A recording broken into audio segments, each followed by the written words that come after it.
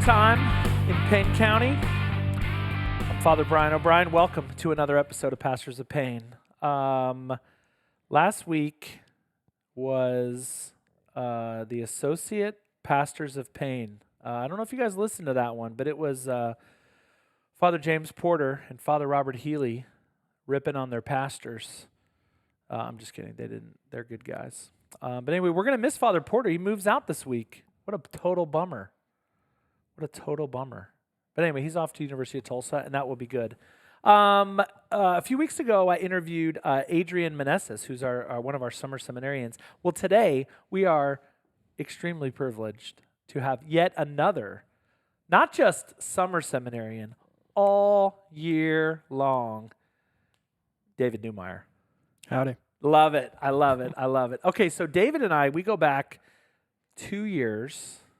I think so. Sounds about right. When I was on the seminary board, I used to interview guys who were coming to the seminary. Mm-hmm. And so one day I get an email from Father Michael Pratt, vocation director at the time, and still vocation director for about a week. And then Father Zui takes over. And we got this guy, David Neumaier, he needs to interview, and we exchanged a few emails. You came to Stillwater, so you've actually been here before. And then we interviewed you for the seminary, and then you were accepted. Yeah. And now you've been a seminary for 2 whole years. Yeah. So we are reunited. Yes. After that ever so brief, hour-long. I think I always thought my interview was like the easiest. Was it the easiest? It's probably among them. Among them. Because you got to interview, like 7 times, 8 times. Yeah, anyway. It's like 6 interviews, and honestly, none of them are very tough. No, I mean, it's not. If you know yourself and you're confident in yourself. Okay, so David is going to be with us again, not only for the whole summer, but the whole year. Tell us how that came about, and then we'll dive into the life of David Neumaier and let everybody get to know him. So I've elected to do a pastoral year this year. Okay, so your call. You were like, I gotta take a break from academics. Yep. I've been in like honors programs ever since I came back to the States, and so a lot of my time has just been spent doing things that are, above my pay grade for whatever your pay grade is. As a seminarian, not very much. Yeah. Or even as like a student. You've been working hard. I've been working hard like my whole life. Finished my bachelor's degree in 3.5 years, and then I got my master's in Catholic philosophical studies in 1.5 years. And so I'm at the point where like my brain is just really like... You're full. I'm full. I'm tired. I needed a break from the academics to kind of look at what the priest life looks like. Because in the priest life, it is academic in nature, but not all the time. Yeah. Whereas your life for the last 10 years have been... Okay, how old are you? I am 22. Right on.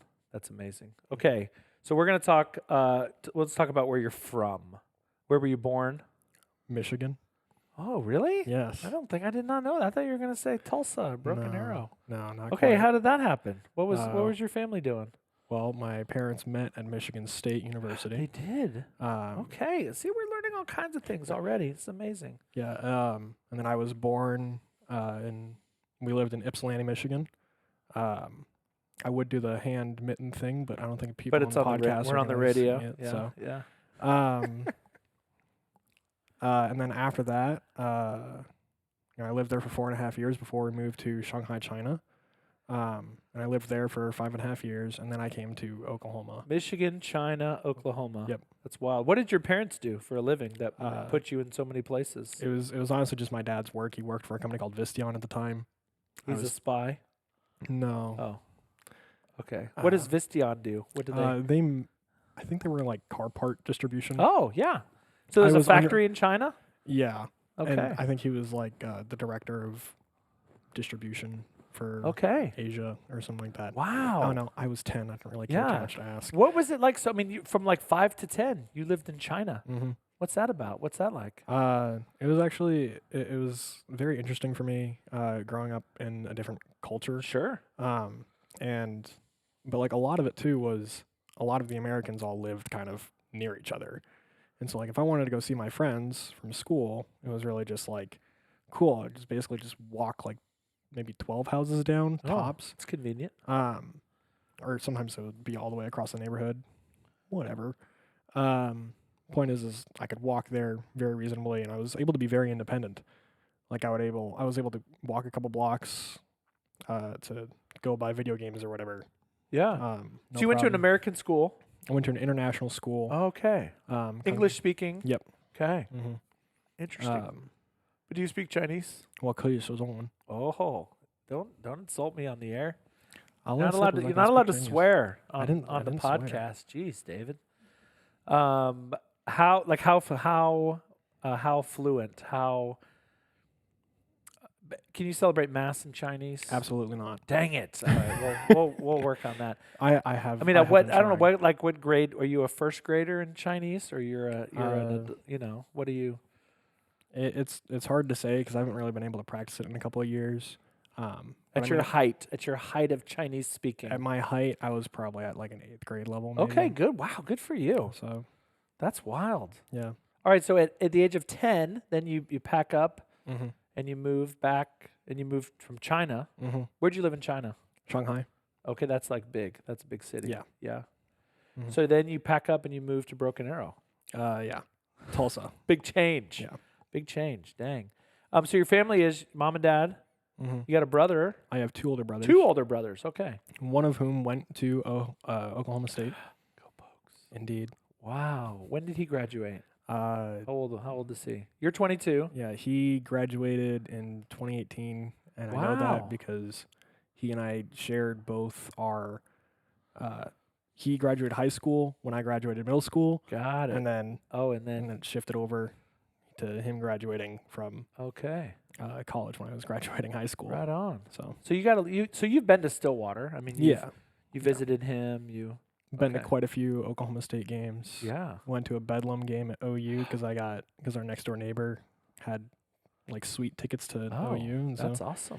we got to go. So you're okay. You're kind of in here. You're one of us. Mm-hmm. I do have a lot of OSU gear, but I've been told to anticipate more. We'll get you more. That's who told you that? That's Father so- Pratt and Kyle. That's so funny. We'll get you. Yeah, we'll get you some more. We got a lot of coaches around here. They throw gear at us. Okay, so you're 10. You move back to Tulsa, and then you lived in Tulsa till until college. Yeah. until I went to the University of Missouri. Okay, right on. Okay, let's go back to high school because you went Okay. to a very interesting high school. Yeah, I went So to I used to run Bishop Kelly High School. So I wanted all the Catholic kids to come to Bishop Kelly. I was on a mission. But you went to Holland Hall, Yes. which is an Episcopal. Yeah. Tell us about that. What was that like? So I have great respect for Holland Hall. I've been there many times. I know their headmaster. I know some teachers there, and yeah. It's a cool place. So I went to Holland Hall because both my other brothers went there, and that precedent was set by my brother Josh when we moved to Oklahoma in like 2010. My parents took him around to a bunch of different like high schools, and he ended up liking Holland Hall the best.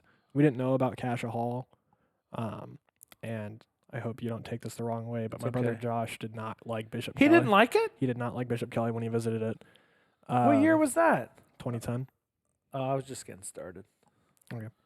All right, no offense. Yeah, and then I followed their precedent after 2 years at Jinx. So if in East Josh Intermediate. would have liked his visit to Bishop Kelly, I probably would have been to Bishop we Kelly. would have met when you were in high school. My life is impoverished. What can I say? I didn't know you earlier, David. Dang it. Okay, so you go to Holland Hall. Mm-hmm. Holland Hall has a great academic reputation. Mm-hmm. Yeah, so that prepared you well Yep. for college. Mm-hmm. You went to University of Missouri. Mm-hmm. Why not? Why didn't you go to OSU? Everyone wants to know. Well, even though my brother Josh went to OSU, You did not follow his footsteps. I did not in follow his that- footsteps in that there. way. Because I wanted to do journalism. Yes. So Mizzou has top notch. Yep. Top they notch are journalism. considered one of, if not the best journalism school Yeah. in the country. Yeah. I've never seen them below the 3rd position on any ranking, Wow. and they're normally 1 or 2. And you knew that in high school. Yeah, I knew that mean, in high school. You were researching that. What was the draw to journalism? Well, I like to write, even if I'm not always great at it. And so I was like, well, who needs a degree in creative writing? I can get a job with journalism. Journalism, yeah, affords better openings. Mm-hmm. And so I was like, I'll get a degree in journalism, and then I will use my free time to write. And then in the journalism school, I realized I'm not going to have free time. You thought you did. Yeah. But no. Yeah. So then you're like a legit writer. Yeah. Like I'm gonna do like David's PR work here. But David has written a book. That is true. Tell us about that. This has not happened very often. I don't know that we've ever had an author on the show in 200 plus episodes. Anyway, tell us about that. So it's a book that actually originally started as a prequel. So back in high school, I started writing this book called Guardians of Aranor. And I was basing it on like my adventures with my older brother in this video game that we played together, but like just adapting it to like a fantasy setting, just so I'm not ripping straight from the game. And I was like, but this story is boring. I don't like these characters. But what is more interesting are the characters that came before them. And so yeah, that's how prequels work. Yeah, and so I ended up, and I was like, okay, I'm just gonna go write the prequel. Got like 30 pages in, and then like high school hit harder, and it was hard for me to do anything. And then my sophomore year of college, I finally had time, and I ended up finishing that draft, and it was around like 200 pages or something like that in Google Docs. Wow. And so the book is called Guardians of Aranor Rebirth. And you can find that on Amazon. Paperback copies coming out August 4th. Hardbacks are available right now. This is like a legit book. Yeah. I have a proof copy upstairs because I sold all the physical copies that I had while I was at St. You're like Margaret. making bank off of this or what? Oh, absolutely not. I've spent way Okay. more money trying to just get trying to just get it published. That's funny. So, if you want to support When me. is the movie coming out? I have not gotten contacted for a movie Dang deal. it. All right, all you movie producers, let's go. Who knows? Maybe I'll just put some together on a small YouTube channel. Oh, dang. All right, Just David. grab that's some super, sticks and pretend that's like super something's interesting. happening. So check them out. Check them out on Amazon. Yeah. Okay, so then you're in college, and you had a good experience of Catholicism at Mizzou. Very much so. Tell us about that, because that's something. I mean, that's obviously something we want to have here in Stillwater at St. John's and OSU, and that's what Father Carey does all day. So, growing up, going to an Episcopalian high school, it was like difficult to see Catholicism on a regular basis, and like, does a Catholic person act and behave normal? Yeah. And like at St. Benedict's, my home parish, it was like I really only saw these people on Sundays. I didn't really see them very often, and the ones who were involved and on fire with their faith, I considered kind of weird at the time. Like Kira Ziola. Yeah, are you? So this is actually we met in the office. This is very funny. So Kira, who's our youth minister, and then we have another person named Jasmine Gavami, who's very active, daily mass goer, awesome. And they grew up at St. Benedict's. And so one of them had like a picture of the program of their high school confirmation. Anyway, and there's David Neumaier. So you and Kira and Jasmine were all confirmed. Yep, I don't know if it was mass. in the same mass or the same weekend or. Anyway, that's kind of cool. And now we're all reunited. Here we are. Okay, so high school you were Catholic. Yeah, but not like it was like a Sunday only kind of thing. Not like Yeah. I would pray the Rosary and Divine Mercy Chaplain on occasion because like my grandma. But then when I got to college, I was like, okay, I need connections. And so I was like, well, Newman Center is probably a good place to start. There are Catholic people there. I can connect to them on that, and hopefully it won't be too weird. I met people there, and I met for the first time in my life people who are normal Catholics. Yeah. But still like on fire with the faith. Yeah. And so they were like constantly inviting me to things. They had a deep like personal understanding of themselves and what their relationship with God was. Like there was a lot of like juniors and seniors who had been there for a couple of years, and they were doing a very good job of inviting me. And so then I became a very central part of that community, I would say. Wow. Who were the priests? Was it an order or a diocesan priests? For the first 2 years, we had the Dominican order there. Okay. So, yeah. And then after that, it was diocesan order. Weird thing about our Newman Center there, though, is that for the 4 years I was there, we didn't have any pews. It was all chairs and no kneelers. Oh. And Did you knelt but no kneelers? yeah, I knelt. But a lot of people just stood? Yeah, a lot of there were no a lot of the kneelers? students would kneel, but like the regular parishioners from the area wouldn't. Oh. And Because there were no kneelers. because there were no kneelers, They were protesting. and they were older. Oh, okay.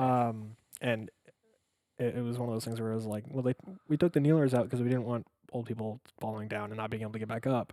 And I was like, what? Every Catholic church has kneelers. Like, that doesn't make any sense. Did you eventually get kneelers? I've gone back, toured through Columbia, Missouri again, and the diocesan priests who are there now, Father Dan, got to give him a shout out for managing to get pews and kneelers in there, and they are very nice. All right. Well done, Father Dan. Yeah. Good work, my brother. Excellent. Okay, so then when does that start creeping in? Or did it come rushing in? There had been a lot of times in my life where I had been like considering the priesthood before. When I was a really little kid, I played mass like once with my friend, and we did it actually in an attempt to get out of going to Sunday mass. Like, can't we just stay home and do it? Yeah, can't we just stay home and do it? Like, here's a kitchen table, here's some bread from the kitchen. Like, what's wrong? Like, what's the difference? And just picked like 3 random readings from the Bible. We didn't even know what the connections were, or that there was the a Levitical lectionary. law.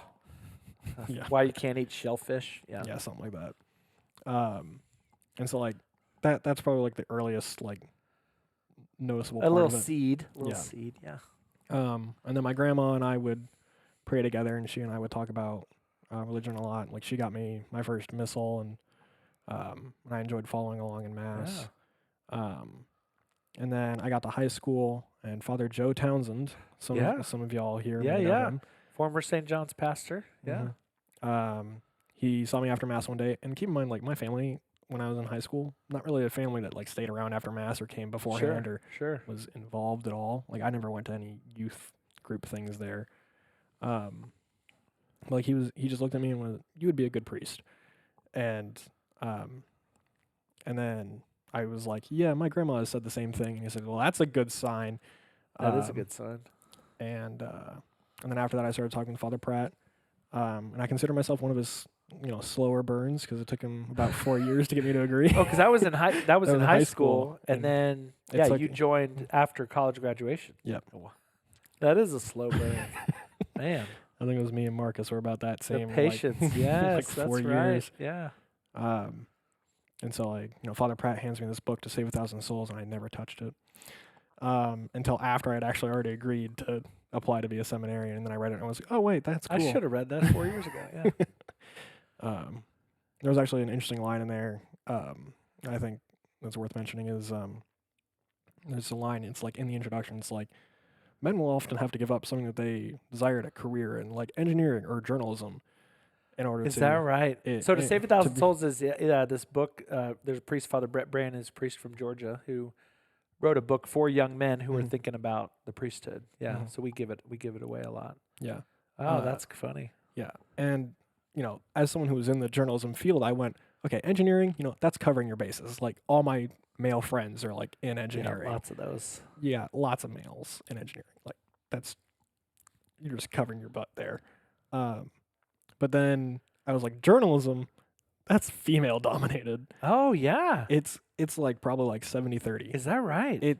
It's like I barely saw any guys in my classes. And so I was like, that felt a little bit more targeted. He's coming at you.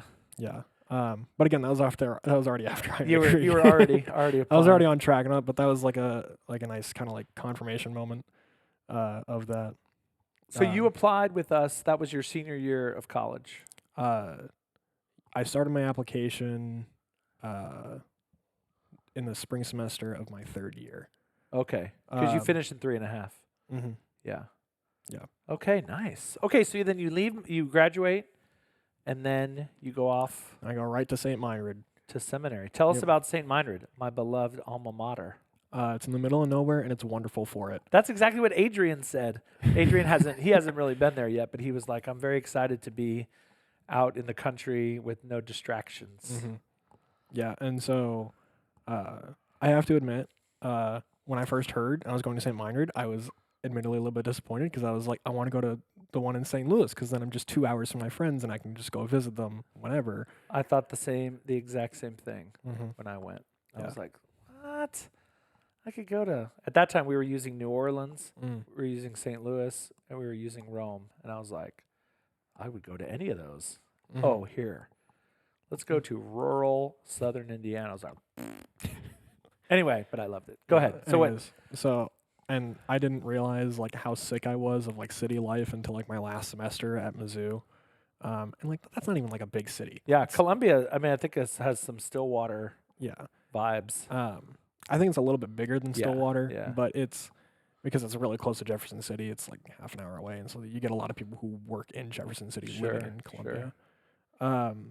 And so I was just sick of like living in the city, and there's just so much going on, like everything being in walking distance, but still having to drive everywhere. I was like, that's just annoying. And I ended up driving over to St. Meinrad in January, crested the hill right by the guest house, and I went, oh, this is perfect. Let's go. And it was like, it was already getting dark, and I couldn't even see much, but I was like, this is perfect. There's nothing around. Yep. There's just... Helps you pray. Yeah. Yeah. It's just nice being in nature. I love the formation staff there, too. They're very Good kind people. and welcoming. Yep. So for the last 2 years, you Mhm. have been, so in the seminary world, your first 2 years are philosophical studies. That's been easy, hard, fun, not fun? Fun for some of it, less fun for other parts. Like I really enjoyed like the ethics and natural law course and the philosophy of nature and man course. And also I think medieval philosophy and modern. And then I also, the class was called contemporary philosophy, but it really should have been called phenomenology because that's all we did in it. Yep. But phenomenology is, I found that very interesting. Tell everyone what phenomenology is. It's about experiencing experience. And so I would think it would take too long to elaborate on it beyond that here. So go read. Go Google. Yeah, go phenomenology. Google it. Read the Wikipedia page. I was trying to remember the name of the book that we had. There was a really interesting short introduction that was, I thought, very good. I think it's actually just called Phenomenology, and it's I don't remember who. All right, wrote check that out. Yeah. After you check out David's book. Yeah. We get another plug in there for for Guardians of Aranor. That's Aranor. Thank you very much. I love it. All right, so you've done 2 years of philosophy, and then when did you come to the point where like, all right, I gotta take a break? I actually hit that point after my first semester. Oh, you did? Yeah, I was. So you've you've had this break kind of on your mind for a while. Wow. Yeah. And yeah, it's because, I've just been in honors programs and stuff, finishing my bachelor's degree early and then getting a master's, like anticipating getting a master's. I was like, I'm already tired. Like my brain hurts. And so, yeah. Okay. I had been anticipating it, and I had some losses in January as well, right as I started seminary, and so that didn't really contribute to me wanting to. Yeah, I mean deaths in the family. Yeah, that were hard. Yeah, and that does. I mean, it adds to that, and then you're kind of you're trying to you're mourning a loss, and you're playing catch up, and also trying to study and. Okay, in our last few minutes, tell me about work, about being here. What do you? I mean, you and I have kind of talked a little bit about what you hope to kind of tell the people. What's your kind of hopes and dreams for this year? Well, one thing is I do hope to read more, but more concerning the parish. I hope to be involved in a lot more like hospital, prison, like visiting people at their homes. We got all that. And being involved in a parish where people are actually going to be able to recognize me, like at least some parishioners, because like last summer I was still taking a makeup class over the summer. Oh, and where were you last summer? Christ the King. Okay. And so I didn't really feel like I had a great opportunity to really get to know the parish very well. I maybe went to 1 or 2 parish events, and really you just see the same people there who are there all the time. Well, I'll tell you here, I mean, we're now at a point where we've had, since we built the rectory and now have space to, there are seminarians here, kind of all, a lot. Mm-hmm. And so I think people really have in a good way. I mean, they're looking out for seminarians, who's coming, who we getting, what's he like, that kind of stuff. So I think you'll find, I mean, you've been here a little while now, but like you'll find people are very interested in you. Where are you from? What are you doing? Where'd you go to school? That kind of. And then I think too, there's a supportiveness here of we want David to be happy. Mm-hmm. We want to help him in his discernment, and if that's ultimately towards the priesthood, then awesome. Anyway, I think you'll like it here.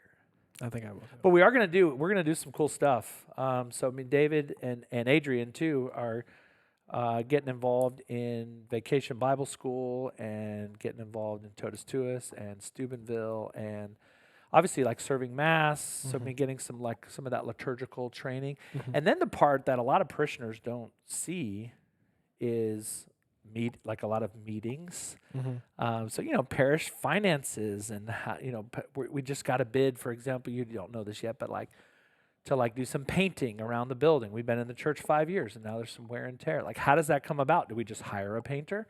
No, it's kind of a process of getting bids and picking the right one, and then they come and you schedule it. Anyway, those kinds of things that like priests have to, deal with and do. And so you're going to get a lot of that. And then what's cool is you get to spend some time with Father Healy. You get to know Adrian better, which will be kind of cool that you guys are here together. And then Father Carey will be back in early August. You'll get some experience of college ministry. Oh yeah. Good stuff. What are you afraid of? Oh boy, that's going to be hard or weird. I don't know. That's kind of tricky. Like you had said, hospital and prison ministry and stuff like that would be new. Yeah. To you. Yeah. We'll throw you in the deep end on that one. Yeah, fair enough. That's how we roll. Yeah, I've been interested in going to do prison ministry because I've never seen it done before. Sure. And then with hospital ministry, it's a little bit of the same. I've been to Porticelli in Tulsa, the home for the dying, and that was an interesting engagement 2 years ago, my first year doing it. Yeah. And then last year the deaths were a little too near, and so I had a really hard time. Sure, I get you. Yeah, so a lot of that pastoral experience, and that's obviously a big part. Academics are a big part of being a priest, but that pastoral side, marriage preparation, and kind of all that. So anyway, David will get a chance to see all that up close and personal. How's your Spanish? Puedo hablar un poco español. Your dad, I talked to your dad after the ordination the other day. He said your Spanish is better than you think. That's probably correct because I can understand, I think, a lot more than I'm able to speak. Oh, let's go. That's going to be awesome. I can read something, there was a word among us in Spanish or something like that in the back chapel, and I went, oh, the Lord is my shepherd. And it's El Señor es mi pastor. Yeah. And I was like, oh, the Lord is my shepherd. And I was like, it's just gathering information. But that'll be a big part of just, kind of getting language, so you already speak a little Chinese, and obviously you speak English, and we'll get some Spanish going. I got Duolingo. That'll help you. And we're going to go to people's houses and sit with them for 2 hours and talk only in Spanish. That'll be something. That'll do it. Okay, we're out of here. But David Neumaier, he's going to be here all year long. When you see him at Mass, come up and say hello and introduce yourself and invite him out. He'll come to your house. He can't bless anything. He can't hear your confession. Well, I mean, I can. I just can't do anything about it. Yeah, it'll just be shooting blanks. All right, have a great week, everybody. Thanks for listening. God bless.